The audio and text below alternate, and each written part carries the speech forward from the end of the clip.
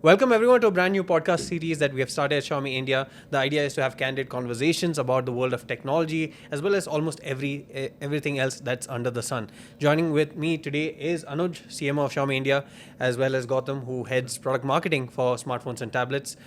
Great to have you guys here, and I think the idea is to have a conversation with each other, like we do almost every single day. But hopefully they'll also get some insights as to what's happening at Xiaomi and beyond that as well. So thanks for agreeing to be a part of this. Yeah. Sure. So basically the conversations we keep having on the floor, but instead of disturbing all the other people who still get work done. Yeah. So are we allowed to make some jokes? Of course.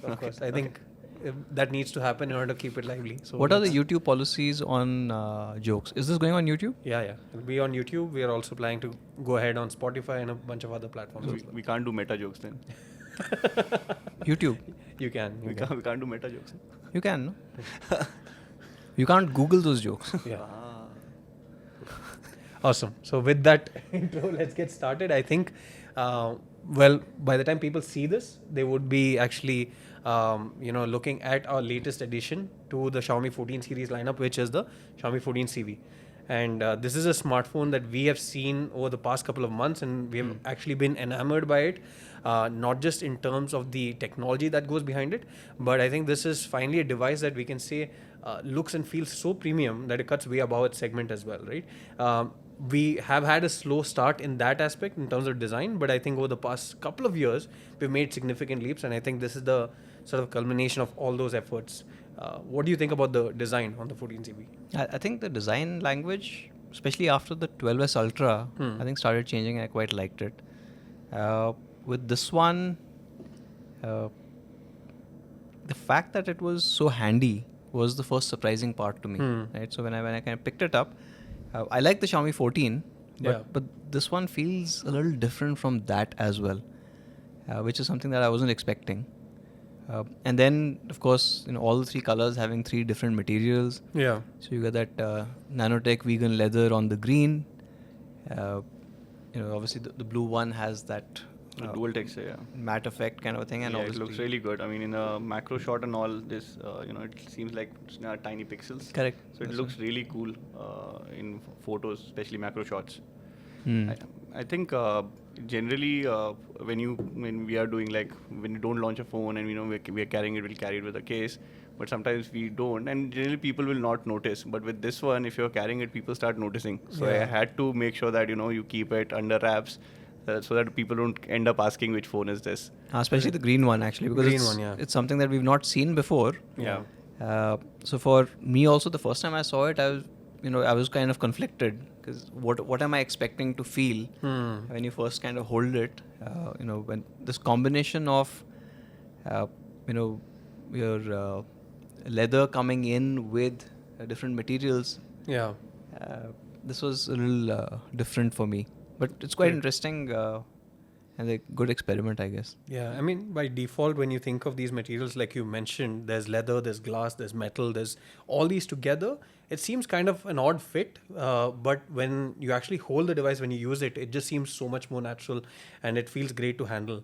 And I also completely agree that the Xiaomi 14 was one of the best devices in terms of the comfort, in terms of the hand feel. But this sort of takes that to the next level, because not only is it quad curved at the back, but the glass also being quad curve. I think this is definitely like the future of smartphone displays. It's actually the best of both worlds, right? Yeah. So everyone appreciated that quad curve back on the Xiaomi 14 and how good it feels to hold in hand.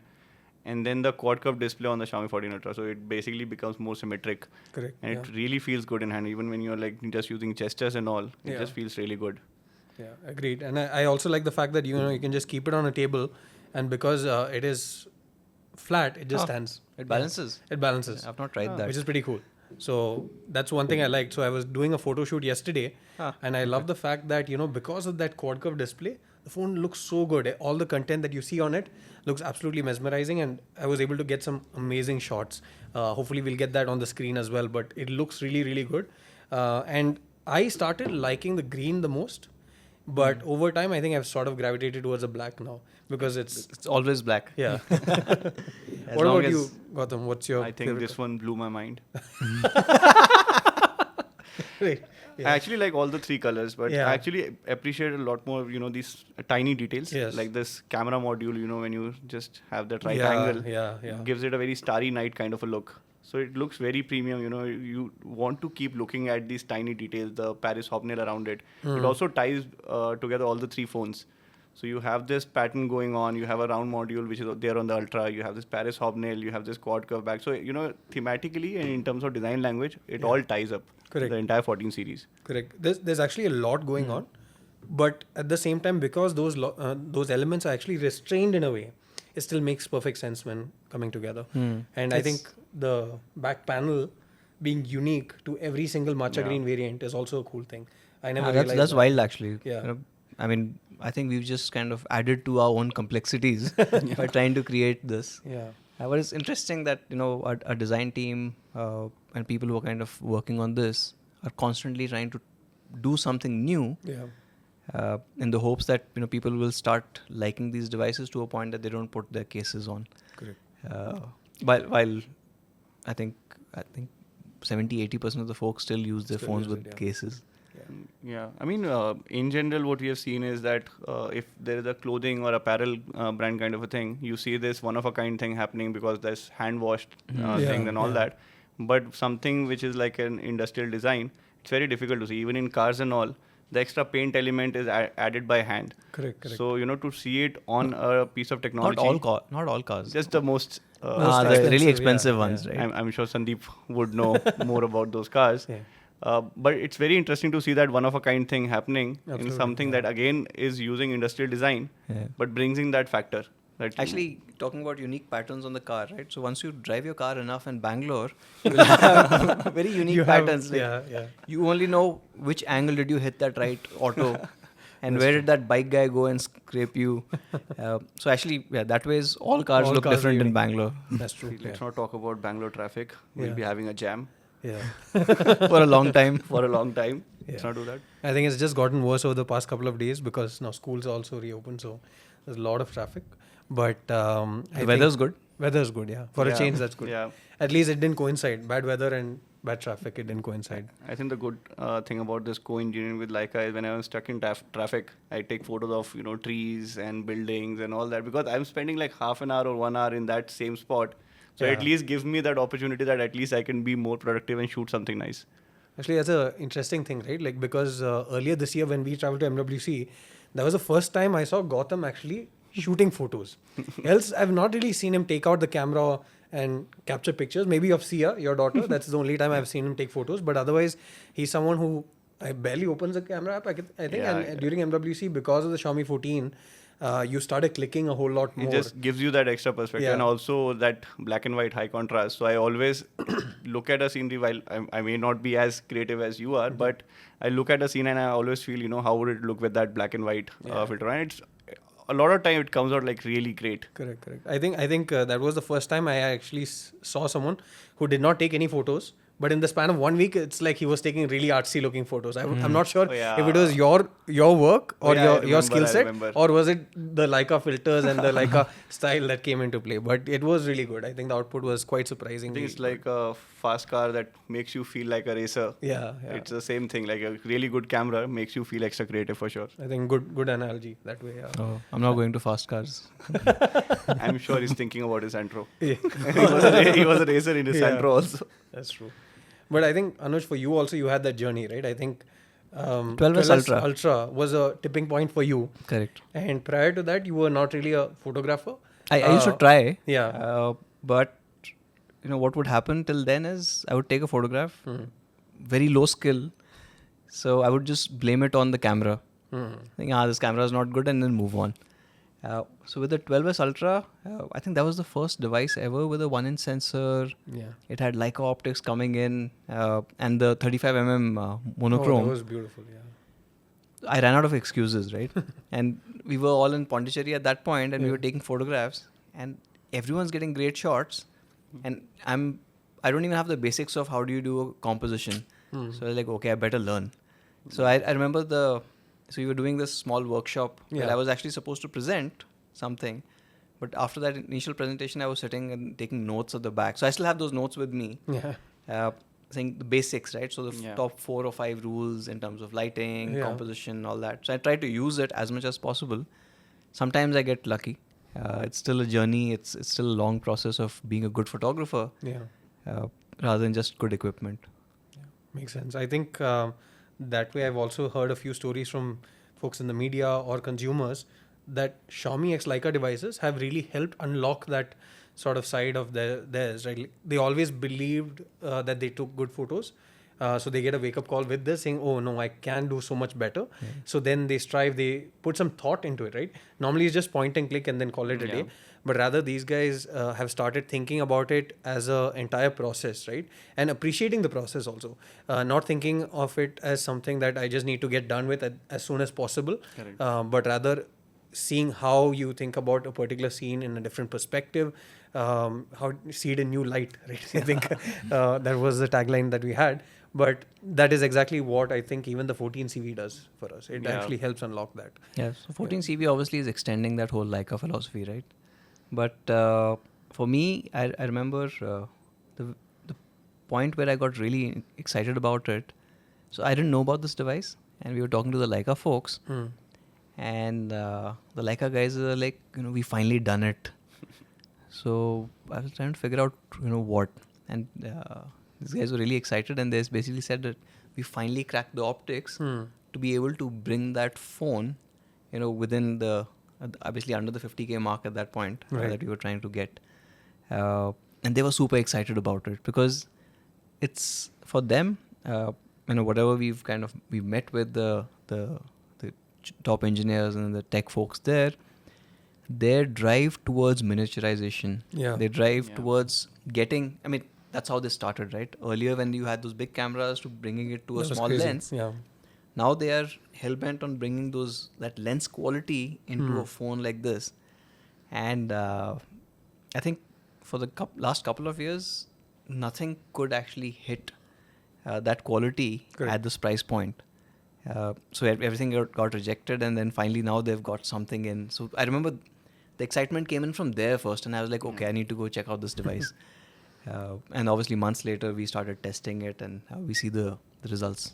Yeah, I think that's German engineering for you. Yeah. They like those new challenges and take up that thing of.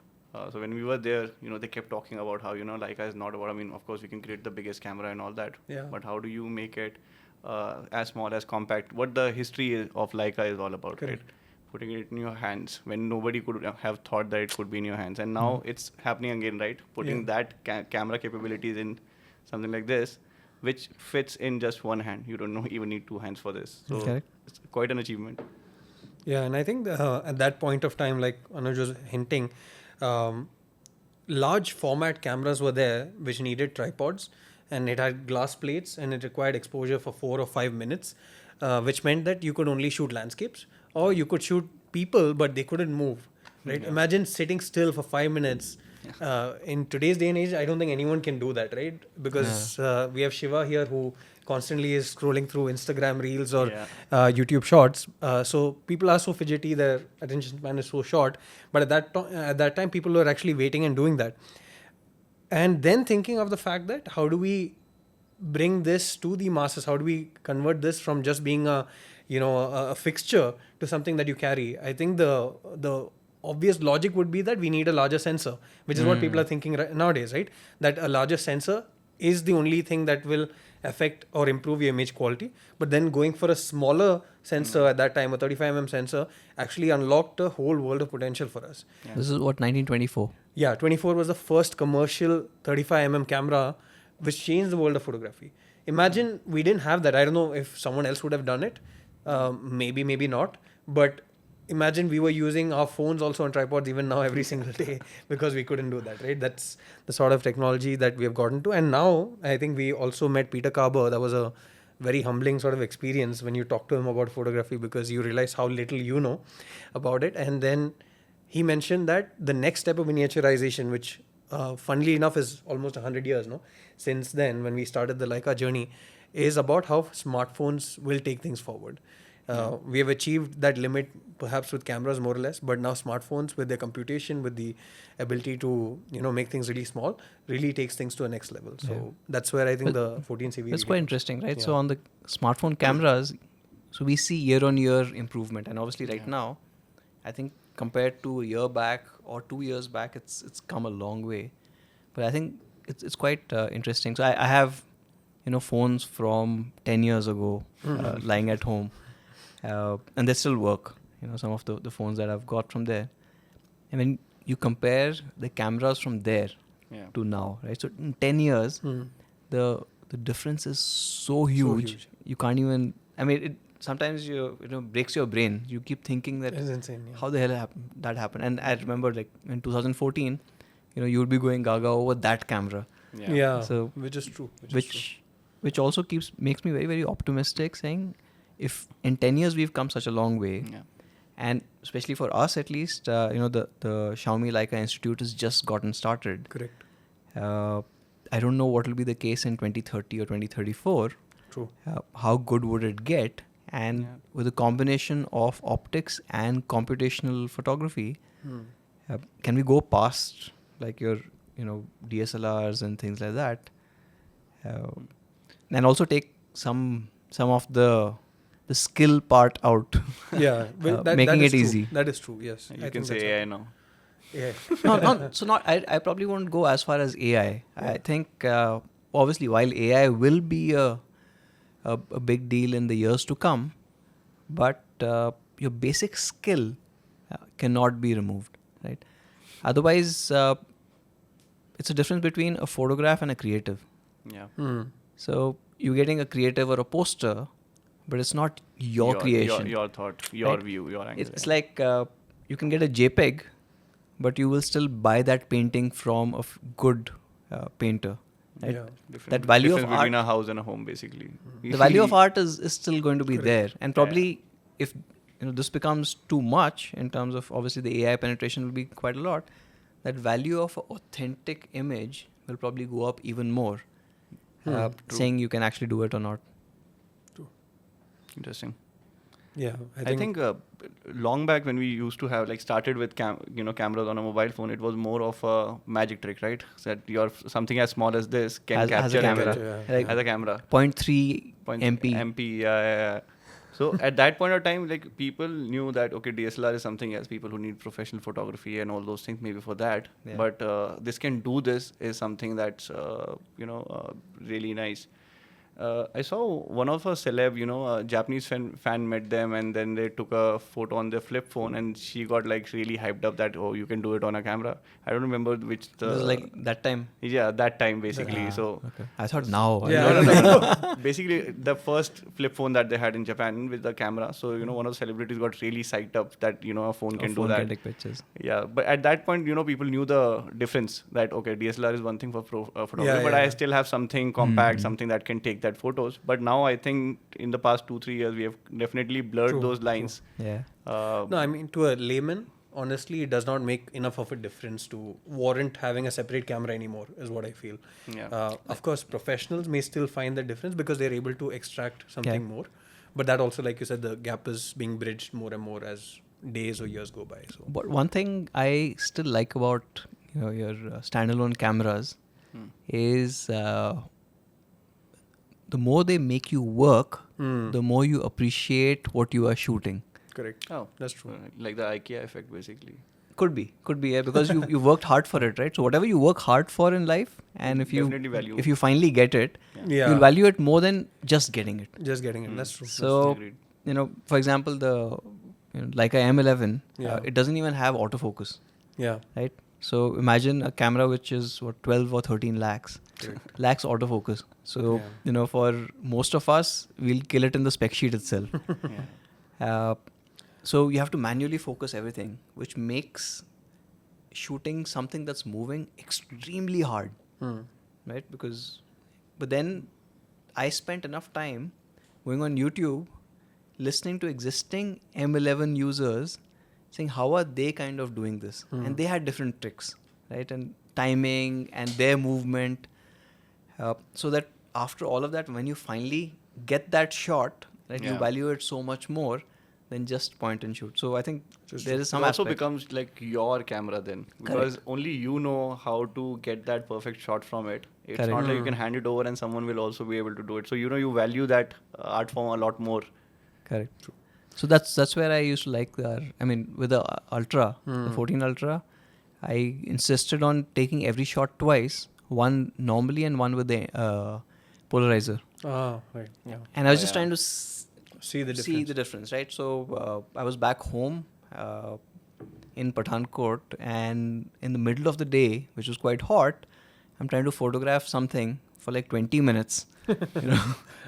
And everyone from inside the house, I could see my parents, and everyone look at me saying, "Ki kya kar raha hai?" Yeah, but that's exactly what I'm talking about, right? And I think that wouldn't have happened a few years ago had it not been for that Correct. 12S Ultra, right? Yeah. Which was your gateway into that. It's a In your journey. case, the 14, which unlocked that, I guess. Yeah. So interesting. But I think cameras, I would say, the tip of the iceberg for the CV. We have so much more. I think the biggest thing that I think we ask people to do is the pickup test, right? How this is so light and everyone just touches and it's like just 177 grams. That's super light. How is that possible? And also super sleek at just 7.4 millimeters, which is absolutely insane. If you think of what all we've managed to pack into this, that's really crazy. And even a large 4700 mAh battery, right? Yeah. So that is truly an engineering marvel, is what I would say. But yeah, it's absolutely spectacular once you start handling it, and even in terms of the display, because photography is one part of it, but unless you have a great display to view that content on, it sort of only goes a certain way. So with this, the beautiful quad curve display, I think that's something once people try it, they're like, this is the best thing. Since sliced bread, right? That sort of a thing. Because not too many people have experienced quad curve till that's now. Because yeah. it's obviously limited. The It was second only phone. there on the 14 Ultra. yeah. So with this, I hope, or I think actually, because of the price point itself, and you're getting Leica cameras and everything else, you'll start experiencing this a lot more with a lot more people. And once that starts happening, I have a feeling, and this is probably just my hunch, but you'll see a lot of other brands following suit, trying to copy this, quad curved screen. Yeah. So people, there are a lot of brands who've basically, for a couple of years, just kept crying curved screen, Yeah. right? And then suddenly, when one particular brand said that, okay, we're going to go only flat. Then the second brand also said we'll go flat this year with their flagships, and then everyone else is saying, oh yeah, flat is the one, right? So there's no opinion from their side. From our engineering team, they were like, yes, there are some products which need to be flat, there's some products which are curved, like for example our Note series is curved, but then they had been kind of working towards the best of both worlds. So flat has its advantages, curved has its advantages. How do you marry the two? And try and remove as many negatives as possible, right? So I think that's where this screen really starts winning over anything else. But yeah, let's see. I don't know. How much time do you think it'll take for others to start copying this? Probably by this year end, I'm guessing. 6 months? 6 months. No, luckily, because it's a hardware thing, not as fast as they copied our watermark. That was way too fast. Yeah, that was really quick. Really quick, yeah. And now everyone's doing it, right? But I think that was a beautiful thing that we managed to pull off. No, but like that goes to show, and again, that didn't happen on our own. So that watermark only came in with the Leica team coming in. So it was aesthetics, that understanding, the framing of the photograph, all that coming in for the entire mobile industry to realize, oh, that we should have been doing this. We right? should have done this, And I think 3 months or 4 months later, you had the blue brands and the green brands copying it really, really quickly. Maybe we can put it for the people watching. Like, place your bets in how many months, we should some kind other of- brands. They can comment. And as soon as the first phone launches, we'll come back, check the comments, and give them something. On the form factor, I think because of Xiaomi 14, how much praises it got from everyone.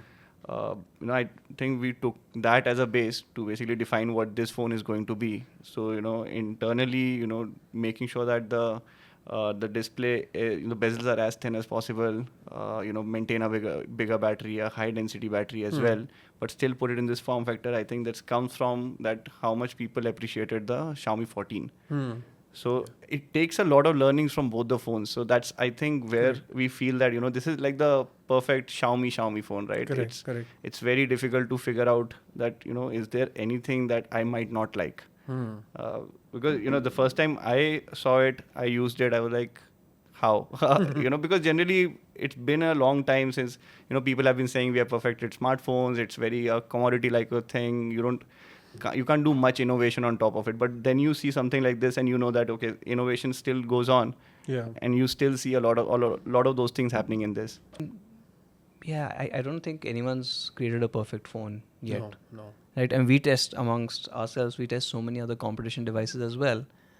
Some of the devices are really good. Some of them are not. But nobody's got, the perfect recipe yet. And I think it's a process where if someone goes and says that, okay, this is the perfect phone and nothing will get better from here, goes to show how little they are probably focused on the R&D side, or they're connected to the actual development world. Yeah. So for us also, actually, this is a process. And what obviously is very, very encouraging for me is we are just going to complete about 2 years of the partnership with Leica. Yeah. So in 2 years, we've come such a long way. I can't wait to see what the next 2 years would be, or the 2 years after that. So I think that's interesting. Yeah, even on the 12S Ultra, right? When 12S Ultra came out, the 1-inch sensor and everything, people said that this is the best image out there. Of course, we could have also said, okay, work job done, let's go home. But then we also have the Optical Institute that we opened. Correct. So it goes to show that, we don't believe that innovation has stopped just yet. We continue to build on top of it, and we continue to give you a better image quality, a better software experience, a better overall output as well. Yeah, I think sometimes it's interesting, right? So when you see a lot of industry folks start saying that this is where the technology has stopped off, makes it perfect for a new entrant to come in and completely disrupt that. Yeah. Case in point, cars. Yeah. Right? Yeah. I mean, we've kind of, for the longest time, the car industry actually was the most exciting, at least, for me. What I remember was like the 70s, 80s, 90s, where you were having experiments, you were having these really wild cars and the Countachs of the world. Right? I mean, I don't know if you guys had posters in your room, but I remember every kid that, when we were kind of growing up, every kid had one of these cars.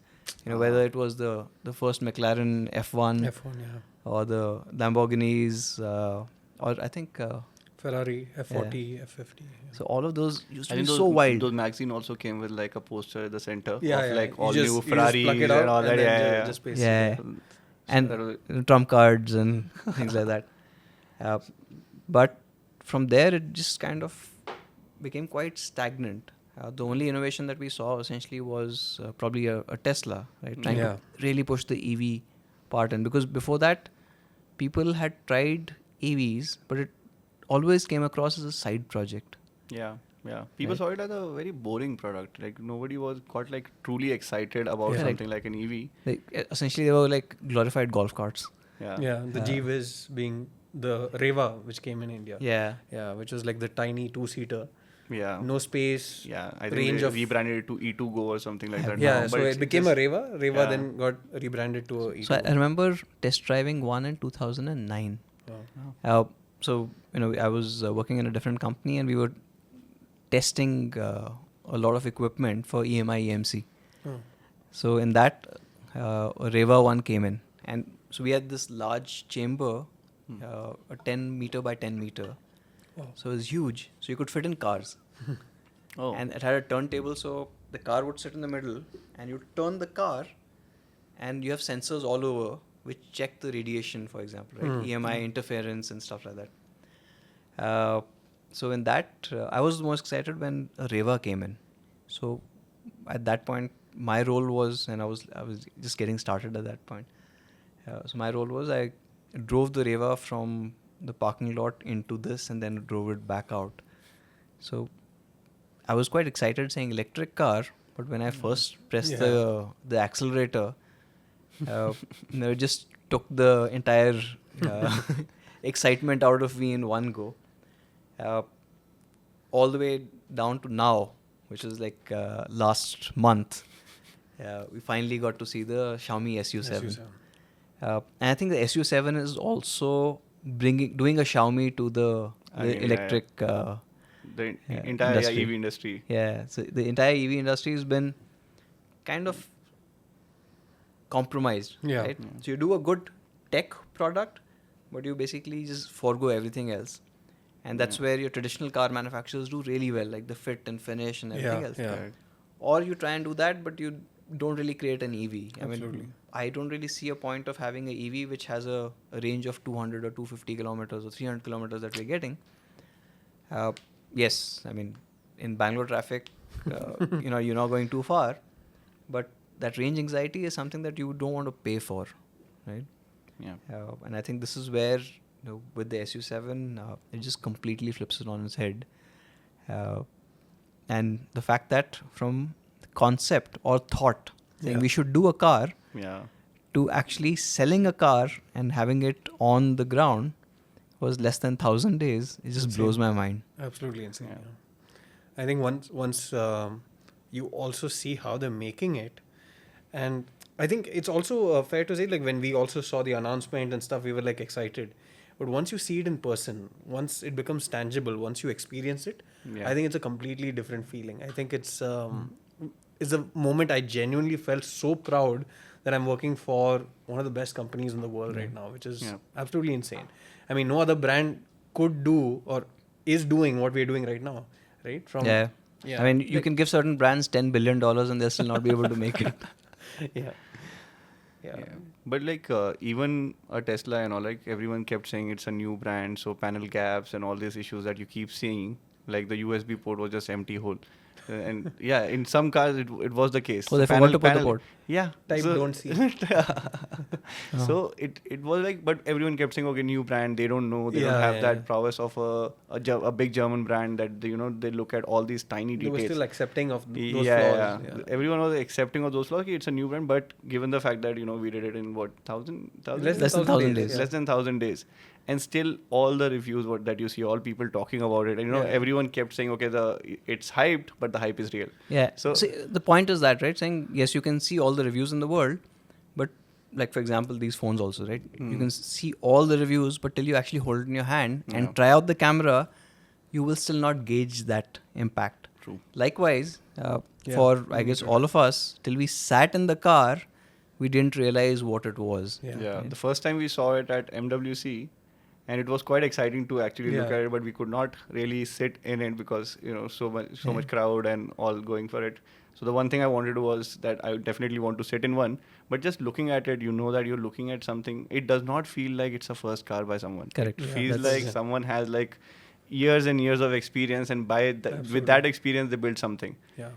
And I think sitting inside one, which we finally did, it just feels amazing. I think my personal favorite is that red leather fabric inside. Ooh, it feels so good. I mean, it just feels good, that Napa leather and all those things that are going. Of course, it's comfortable, but it just feels so good when you're sitting. It's like you're sitting inside like something so futuristic, yet something which is very aesthetically pleasing. So how do you get that both the things happening in just the first car itself? So I think there's this triangle normally in car terms. So you have your performance on one side, you have your comfort on one side, and your convenience, right? So generally you can do two. You can't do all of them. So that also is a stretch. For example, you have a Tesla, which is convenient and good performance, but your comfort is usually compromised because of the fit issues, panel gaps, etc. like you mentioned. What do you mean by convenience though? Convenience in the sense that it is easy to charge, you have all the features that you need. So that's how people define convenience. Convenience to drive. It could be that also. Convenience is defined, I would say, in a different level. It's quite subjective. But at least from the other part, which you were also hinting to, that if you look at a Mercedes EQS, for instance, it is very comfortable, right? It is also good in terms of convenience, but performance is not quite as good as a Tesla Model S Plaid, for instance. Here, we have performance that can outdo a Taycan or even a McLaren, P1 to 100. That is insane. Yeah. At the same time, it's a BMW 5 Series. It's a 5 meter long car. You have plush leather seats, like you mentioned, very comfortable, ventilated seats. Then on top of that, you also have the convenience that is connected to your phone, to your home, and it's also very easy to use and drive. So it ticks all the three But triangles. one thing that kept crossing my mind while I was there is that this car will never be able to cross that speed breaker on Sarjapur Road. No, but this has the air suspension, right? It does. Technically, it goes to 180 mm. So 180 mm is still higher than. You can most raise of it. Yeah, you can raise it. Oh, you can raise it. So it goes to 180 mm. So I think we are safe. that Okay, way. I didn't try that. I still wouldn't try it on a Bangalore speed breaker. Yeah. Yeah, some of the I speed mean, breakers it's are just Yeah. so good looking. I don't want any part of it touching any road here. But yeah, I mean, even But I think that's also a part of the complexity of it, right? Saying if we, for example, had to build a car, you'd have to look at every country separately. Yeah. Look at the road conditions. Absolutely. Yeah. If you try and do one car for the entire world, may not work, right? You'll give up on something in certain parts. So I think that's going to be a very, very complex Correct. engineering problem. What's Yeah, your favorite color? SU7. has to be the aqua Blue. I just Anuj would say black. No, not. Unfortunately, I learned the hard way with the black car. So black car, and at least there was this profound love for that car by the local pigeons. It just became such a nightmare for me. Black became white. Yeah. So at one point, I think when I had the car for about 3-4 years, I couldn't get around to cleaning it. Oh no. Okay. So for about a month, all I used to do is clean the windshield so I could see beyond it and then get to office. And I once the wake up call was that I was taking a turn near Madiwala, and the auto guys started keeping some distance from me. So I was like, okay, this is a bit too This much. is too much. Yeah. If they're worried, yeah. But I think the blue, obviously, the blue that we've got stands out. yeah. You can see it from like hundreds of kilometers, hundreds of meters away, not kilometers, sorry. Yeah. Hundreds of meters away on that road, you could see that, okay, there's a SU7 coming in. The green is quite nice, quite understated. Green, yeah. But yeah, I think white I would probably, I'm not a white car person, so. Yeah. I also, honestly, I didn't see it initially, but when I went there, I saw the lava orange. I also liked that because it's a car which is very practical, like we said, but it sort of gives that supercar vibes. And for supercars, you need like a loud color, which also the aqua blue does to an extent. Yeah. But having that crazy orange is also pretty cool, I think. That'd be interesting. Yeah. And Xiaomi being orange. Xiaomi orange. Yeah. So it would be nice also. But yeah, I think that experience of just being in the car is absolutely surreal, and looking forward to whenever next we can sit in that as well. So that's it. I also like the fact that how it's very well thought through. Like in some of the cars, you keep seeing these reviews for a Tesla, for a BYD, for example, that they're giving a big display, but no buttons. And people don't like controlling. Some people are okay controlling their air conditioning and all that volume and all that through touch, but most of the people would say, okay, it's inconvenient because you have to continuously look at the screen while doing it. So to think through and add an extra modular accessory for the display that adds button to the display is also, it's just well thought through. Yeah, even there are space, Or that speaker. the bars that go along with the music. There's the equalizer that as well. that you can add, and then Even there's like the compass and the speed, you can add correct. those things also. Correct. Plus there are spaces that you can open and place your phone holder and all. So it's all very well thought through. Yeah. It's actually from a thought perspective. This is actually where the birth of HyperOS also happened, right? Yeah. I think how do you have one connected world where your personal devices like your phones or watches and your home devices also interconnect with your car, so it all works together. It's like 10-15 years ago we used to see these Sci-fi movies. not movies but whenever you ask somebody saying what will be the vision of Vision future, of future, yeah, yeah. all of it works together. Yeah. Together, correct. So I remember seeing a Entity Docomo film in 2003 where they were talking about how data connectivity would start changing things like this. And for all of these actually to come in and executed in a better way, I think Yeah. completely blows my mind.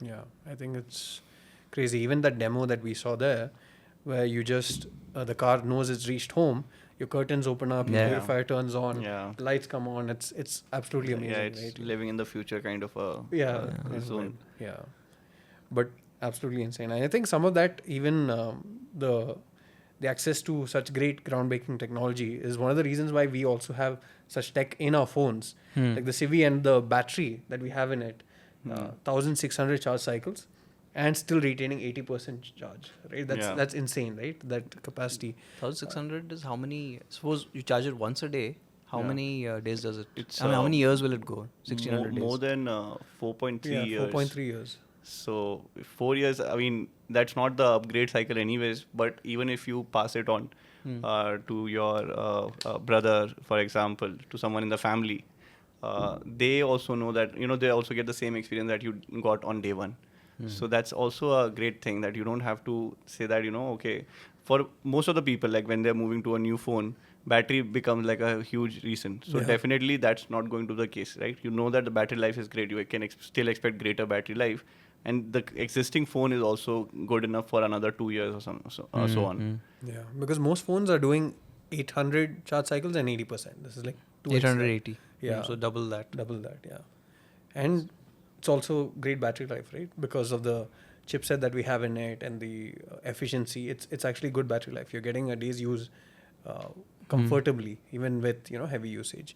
So I think that's a major thing, and the fact that you have fast charging also. Yeah.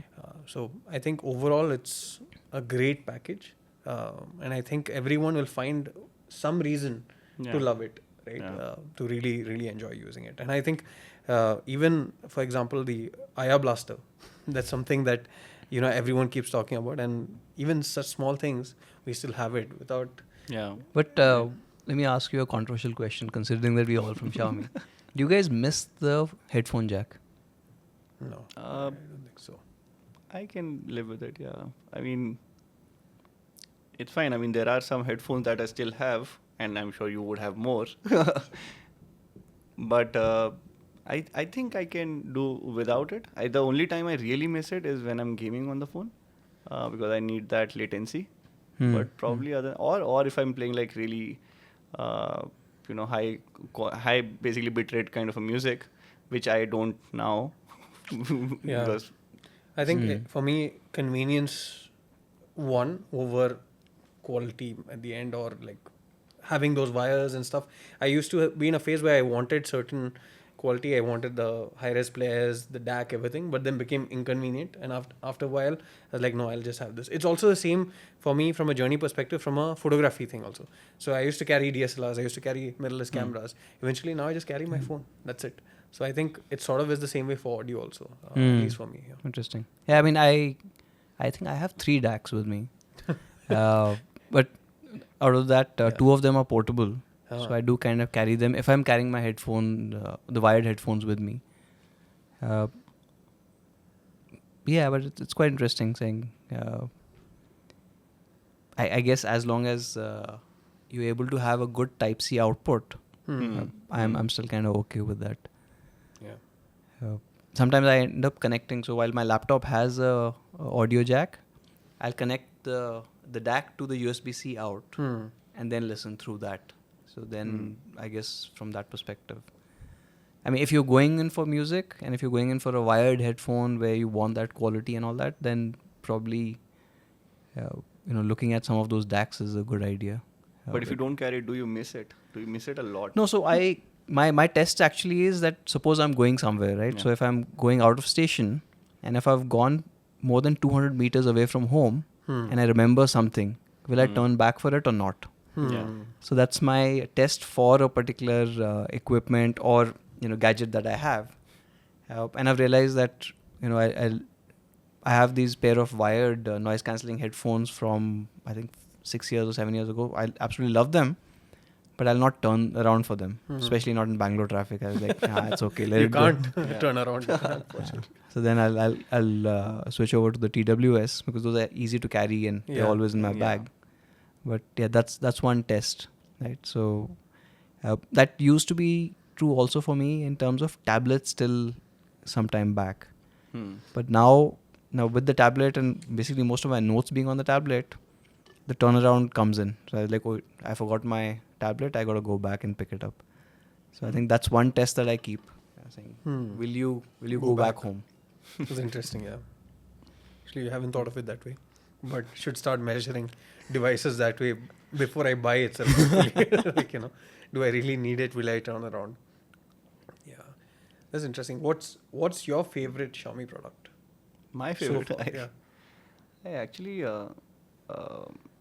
have quite a lot of them. So that we know. I think okay. So from all the stuff that you bought last month, exactly. That's what I was going to like. Yeah, if you were to choose one thing from that, what would be your favorite? I think I picked the SU7 speaker that goes under the center console.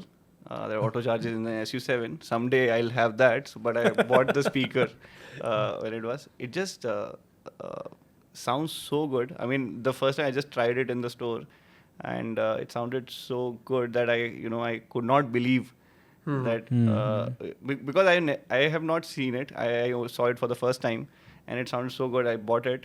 Then and that was an open space area, right? Yeah, even then it sounded great. And I played it in my room, and it sounded even more amazing. And it connects to the Mi Home app as well. I can tune a lot of things. So I think that was good. It also has a built-in light. So I think it's designed for the car because it has this blinking feature as well that you can put on the top of the car or something for someone who's coming that way to notice that, okay, there's a car that stopped. So that is, I think, quite interesting. The Watch S3 is also quite exciting. Yeah, I agree with that. Both are rocking one. The S3. I just find it too big for me. Oh, so that's why the band. The band. Yeah. But what's your favorite product? My favorite product ever? If you have a product. Mi 9. Mi 9. I mean, except the camera, I would love to go back. But the camera is obviously now, Mi 9 is a 2019 product, right? Yeah. So now the camera starts feeling dated, especially with these Leica. 5 years. Yeah. That's 5 years. Yeah. 2019 feels like 2 years ago, Yeah. but it's not. But I basically have a engineering sample of the Explorer edition. So essentially, it's one in the world. Wow. Nobody else has that. Okay. So I really value it. Yeah. I think last year sometime my wife dropped her phone.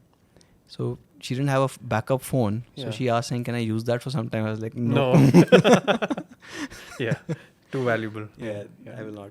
But all the products, I mean, like even small products, I got that doorbell, which the connects video to one. The video doorbell. Ah. So while I mean it's great, it has a sensor in it. When it activates, it notices someone is close by. It also gives me a notification the video is fine. But one great thing that I liked about it is that you can reply back, but you can also change your voice. Oh. So if let's say my wife is at home, she can still use a voice of a middle-aged man to respond to, let's say, a delivery guy or someone who's outside.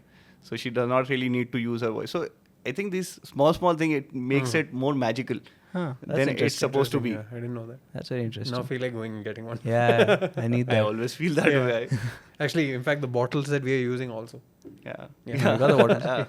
I'm quite excited about the charger that I bought. I mean, it's a 67 watt GAN charger, but the fact that it's got 3 ports, so it's like, at least when I'm traveling, everything will charge through one. Charger, yeah. Interesting. Otherwise, it becomes a pain. Yeah.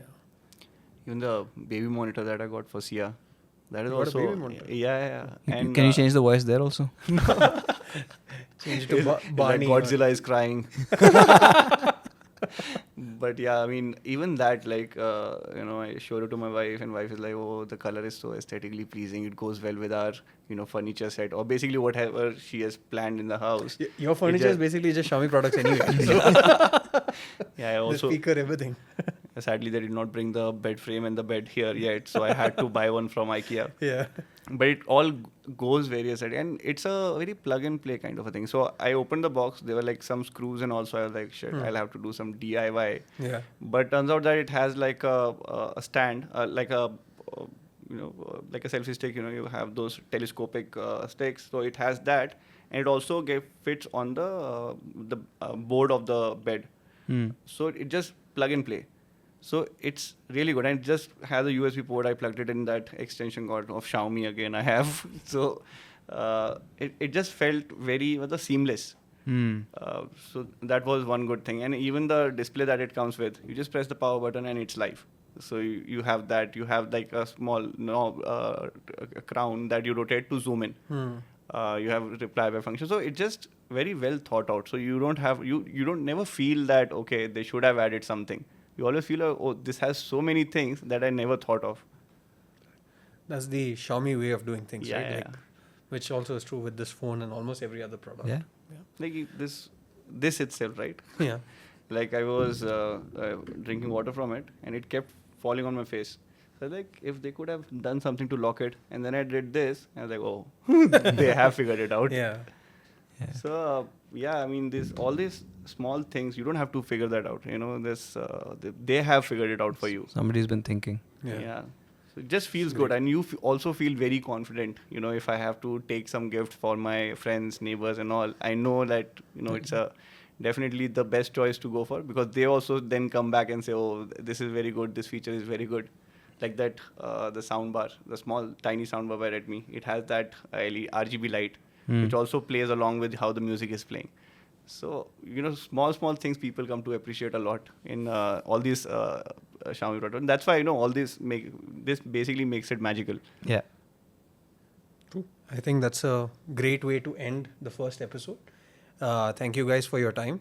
But before we wrap up, I think we are open to any sort of feedbacks or questions that you guys may have, so that we can actually talk about it, address them in future episodes. I think it will be quite interesting to see what you guys think about the new Xiaomi 14 CIVI, as well as all the other things that we spoke about. Let's keep it free flowing. Let's have you guys engage with us, not just on the video comments itself, but as well as on Twitter, Instagram, any other platform that you find us. And please do share screenshots as well as your thoughts as well when you're doing it. See you guys again very soon in the next one. And before I end it, would like to say, please do like, share, and subscribe. I think I did say this in a previous life, but now back at it and saying that again. If you guys liked it, please do like, share, and subscribe. Thanks for watching. See you again in the next one.